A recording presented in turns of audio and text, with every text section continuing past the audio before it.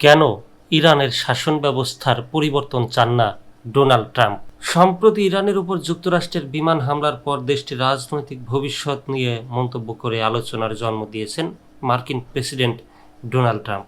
এদিকে তিনি ইরানের বর্তমান শাসন ব্যবস্থার উদ্দেশ্যে কটাক্ষ করলেও অন্যদিকে সরাসরি জানিয়েছেন তিনি দেশটিতে সরকার পরিবর্তনের পক্ষে নন।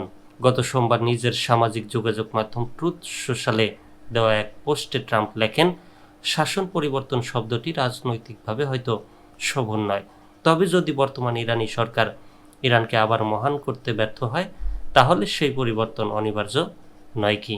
এই বক্তব্যের শেষে তিনি লেখেন, মিগা, যা তার পরিচালিত নির্বাচনী slogan make America great again এর অনুকরণে মেক ইরান গ্রেট এগেইন এর সংকেত বহন করে। তবে ঠিক পরদিন গতকাল মঙ্গলবার নেদারল্যান্ডসে ন্যাটো সম্মেলনে অংশ নিতে যাওয়ার সময় প্রেসিডেন্ট বিমানে সাংবাদিকদের সঙ্গে কথা বলার সময় ট্রাম্প এই অবস্থান থেকে কিছুটা সরে আসেন।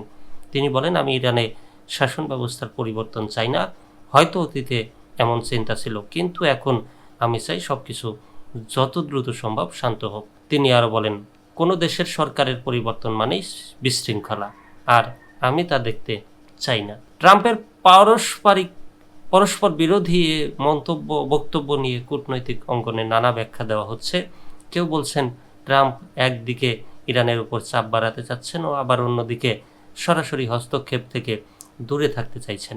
বিশেষজ্ঞদের মতে এটি ট্রাম্পের বহু পুরনো কৌশল, প্রথমে আক্রমণাত্মক বার্তা দেওয়া, পরে কিছুটা নরম হয়ে ওঠা। উল্লেখ্য, গত সপ্তাহে যুক্তরাষ্ট্র ও ইসরায়েলের যৌথ বিমান হামলায় ইরানের কয়েকটি গোপন পারমাণবিক স্থাপনা লক্ষ্য করে হামলা চালানো হয়। এরপর থেকে ইরান যুক্তরাষ্ট্র সম্পর্ক নতুন করে উত্তেজনায় মোড় নেয়। ট্রাম্পের এই সদ্য ঘোষিত শান্তি কামনা সেই উত্তেজনা প্রশমনের ইঙ্গিত দিচ্ছে বলে মনে করছেন আন্তর্জাতিক বিশ্লেষকরা।